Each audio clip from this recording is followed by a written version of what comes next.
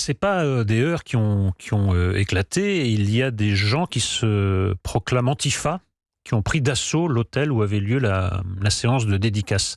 C'est-à-dire des gens qui font profession d'antifascisme et qui se comportent comme des fascistes, qui sont des fascistes selon moi. J'ai échangé avec Éric Zemmour aujourd'hui, il m'a dit que c'était une dinguerie, que ça avait été d'une extraordinaire violence, que les forces de l'ordre quand même avaient quand même brillé par leur absence, ou en tout cas par leur insuffisance. Et ça prolonge un peu ce que nous disions avec Yann tout à l'heure, c'est qu'à partir du moment où on considère que tous les moyens sont bons, eh bien, pourquoi ne pas s'en prendre physiquement à un auteur dont on ne partage pas les idées? On n'est pas obligé d'être d'accord avec Zemmour, mais on n'est pas obligé d'acheter son livre.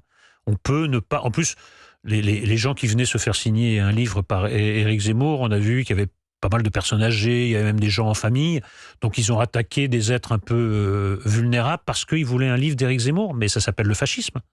Ça va s'arrêter où? Le problème, c'est que quand on n'arrête pas de théoriser à longueur de journée que la violence politique est un moyen comme un autre, eh bien voilà à quoi on aboutit. Un jour, on s'en prend à un parent du président de la République, un autre, on shoot dans un ballon à l'effigie d'un ministre.